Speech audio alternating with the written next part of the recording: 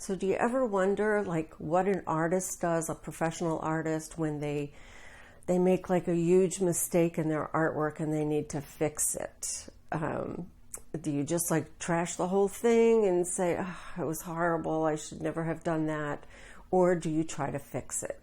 So that's what I'm going to talk about today, so stay tuned.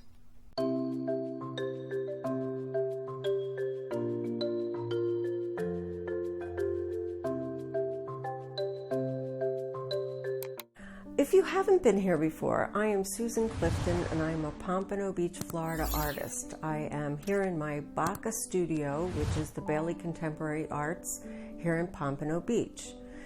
And this is a painting that's like in progress. There's very little actual painting being done here. It's mostly mixed media fabric mosaic where I actually glue each piece on.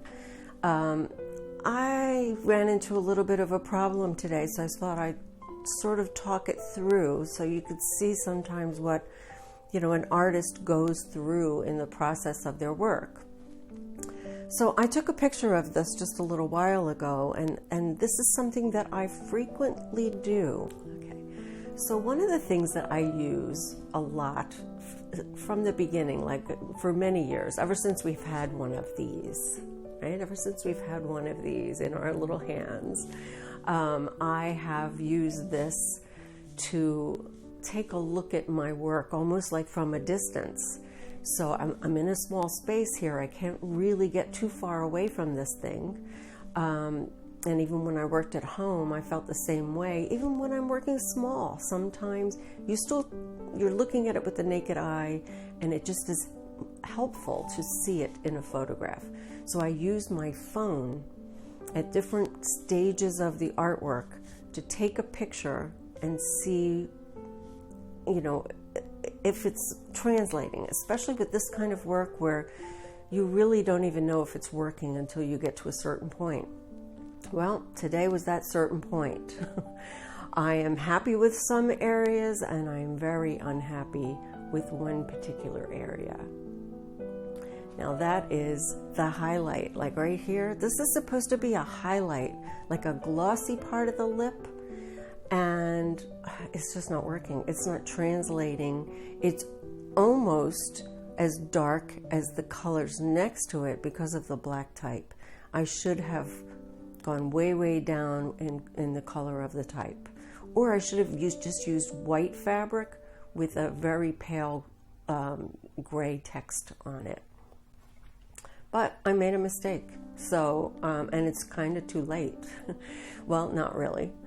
So what I'm going to do is use some alcohol to lift the fabric off. This is a lot of work, but it'll be worth it in the end. That area will look 10 times better, and it's just what we have to do. But if I didn't take a photograph of that this morning and really take a look at it, I wouldn't have noticed that. Maybe until I finished. And then I still could have fixed it, but at this point, I think I want to get that done today. So that's what I'm going to work on today. So because I'm going to use a lot of alcohol, I need to lay this artwork down flat, and I'm going to use a brush and tweezers, and I'm going to carefully lift each piece off, and hopefully it won't be too difficult. I am going to use alcohol, isopropyl alcohol, 91%. I don't really know if the other one works as well, but this one works really well. So I have a little bit in a small jar so that I can dip my brush and really soak.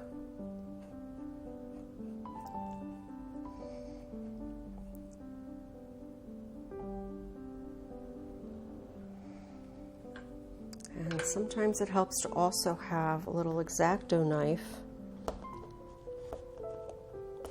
to get sort of the corner started a little bit.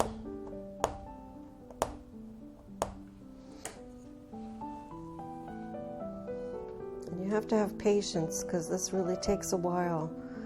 And as you can see, I have a lot of pieces here that I have to lift.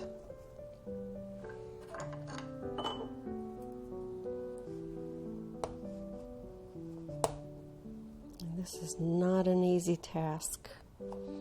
Okay, so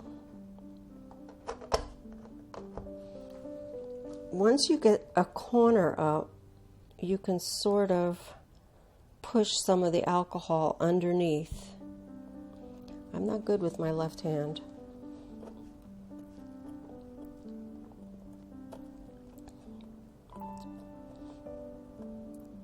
And if you can get that alcohol underneath that fabric, now this probably won't work with paper. The paper's probably just going to shred. But look, I got a piece off. Ah. Okay. Next piece.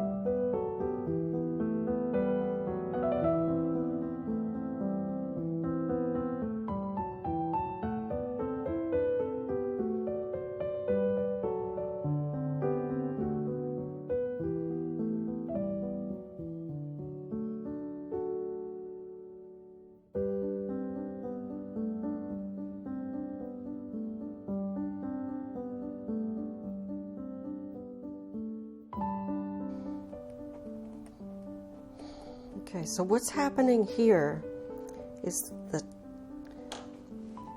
and this is why I use fabric, okay? Now, this is a store-bought canvas. I did not stretch and prime this canvas. And now I see a disadvantage that I didn't realize. When I was pulling up these few pieces here, here, and here, I literally lifted off the gesso, the manufactured gesso from this store-bought canvas. If I had, I've done this on canvases that I have done gesso on, and that did not happen. This is the first time that has happened, so I'm probably going to have to repair the canvas in those areas before I can even finish this. So, but one of the reasons why I use fabric is it literally fuses with the canvas and makes it, it's very archival that way, because if this was paper, if there was like a little corner sticking up, you'd be able to just peel that paper right off, because paper is, you know, layers, and, you know, fabric and canvas, well, they're both fabrics, so you glue one onto the other and they become almost like one. So that is one of the reasons why I use fabric and not paper. All right, I'm going to soak it a little bit more because I think this canvas can handle what I'm doing here.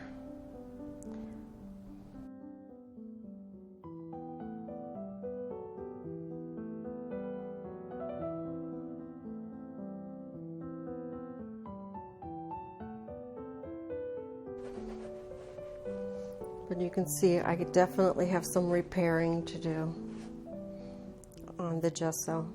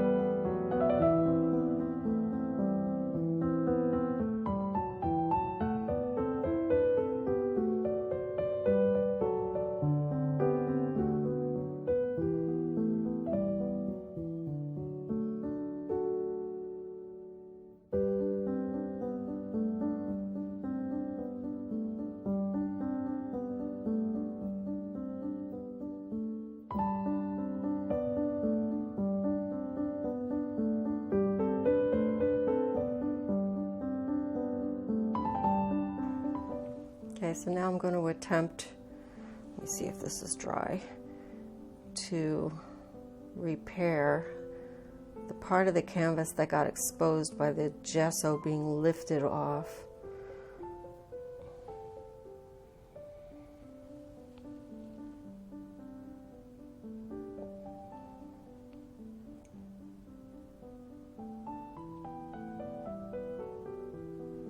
All of this is going to get covered up with fresh fabric anyway, but I want to make sure that I'm adhering to the same type of surface.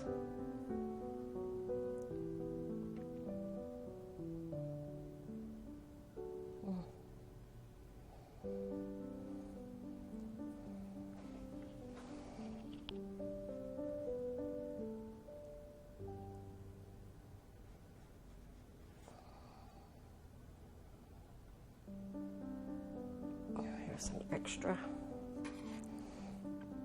extra fibers. We don't need those.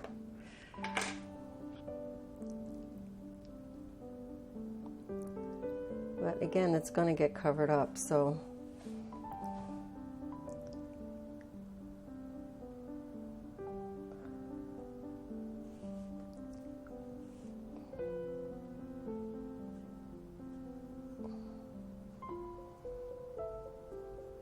now I don't have any fabric in the color that I'm going to like, that I'm going to want, so I'm probably going to use some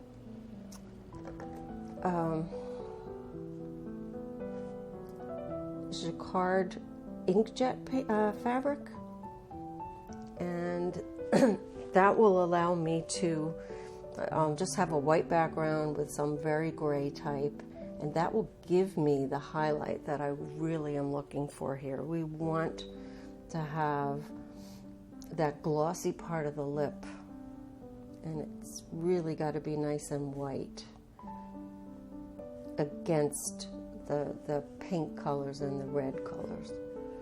So here's a little spot here too. Okay.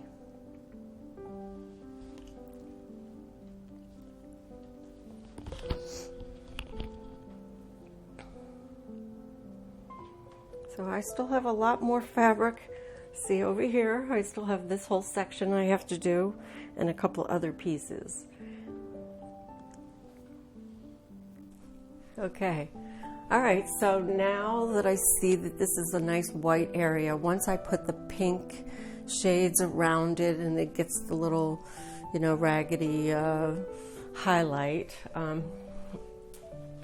actually, you'll see here, this is what I'm going for, this kind of a highlight in the lip over here.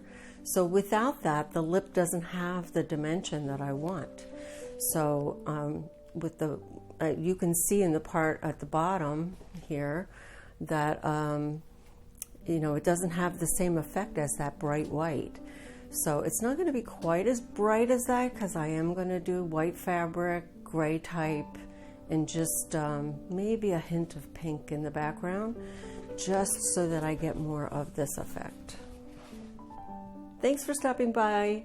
I hope you enjoyed this peek into my process, and also showing you that even, you know, professional artists make mistakes, so don't beat yourself up. We all make mistakes. Even the masters, supposedly, if they x-rayed those paintings, you'd see other stuff underneath. They changed their minds. I changed my mind on this one. I made a mistake. I chose the fabric, but just wasn't right when I was picking the shades of pink and all of that. There's a couple of other colors I'm not happy with, but I'm going to live with them. But this particular one, I could not live with. I had to change it. So anyway, I hope you enjoyed it. Please subscribe to my channel, give me a thumbs up, and I will see you next time. Bye-bye.